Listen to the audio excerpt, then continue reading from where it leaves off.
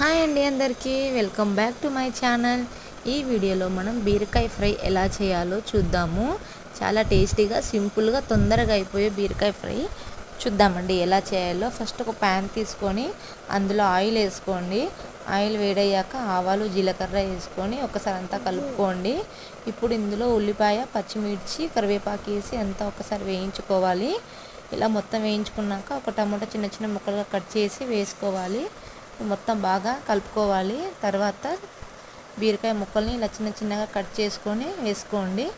మొత్తం ఒకసారి బాగా కలపండి. ఇలా మొత్తం కలుపుకున్నాక ఇప్పుడు ఇందులో మనం వాటర్ సపరేట్ అవుతుంది కదా, ఇప్పుడు పసుపు ఉప్పు వేసి అంతా ఒకసారి బాగా కలుపుకోవాలి. ఇందులోనే అల్లం వెల్లుల్లి పేస్ట్ కూడా వేసుకోండి. ఆ క్లిప్ కొంచెం మిస్ అయింది.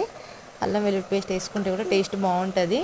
అంతా ఒకసారి బాగా కలుపుకున్నాక ఇప్పుడు ఇందులో మనము మన టేస్ట్కి తగ్గట్టుగా కారం వేసుకోండి. కారం వేసి అంతా ఒకసారి బాగా కలుపుకొని మూత పెట్టి ఒక 2 నిమిషాలు ఉడకబెట్టుకోండి. ఇలా ఉడుకుతున్నప్పుడు అంతా ఒకసారి బాగా కలుపుకొని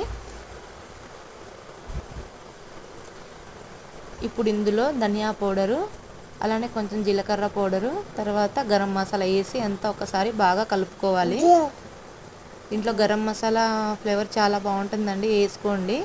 మొత్తం ఒకసారి బాగా కలుపుకొని మూత పెట్టి ఇంకొక 2 నిమిషాలు ఉడకబెట్టుకోండి.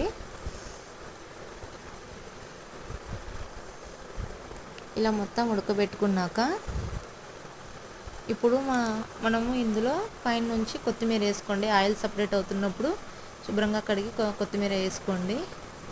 కొత్తిమీర వేసి అంతా ఒకసారి బాగా కలపండి. అంతే అండి, ఎంతో టేస్టీ అయిన బీరకాయ ఫ్రై రెడీ అయిపోతుంది. చాలా బాగుంటుంది. చపాతీలోకైనా లేకపోతే అన్నంలోకైనా బాగుంటుంది. పిల్లలు కూడా చాలా బాగా తింటారు, ఇష్టంగా తింటారు. మా పిల్లలకి బీరకాయ ఫ్రై అంటే చాలా ఇష్టం. మా పిల్లలకి బీరకాయ ఫ్రై అంటే చాలా ఇష్టం అండి, బాగా ఇష్టంగా తింటారు. మీకు ఎలా ఉందో ఈ వీడియో కామెంట్ చేయండి. అంతే, ఇంకా వీడియో బాయ్ బాయ్. సబ్స్క్రైబ్ చేయడం మాత్రం మర్చిపోకండి. బాయ్.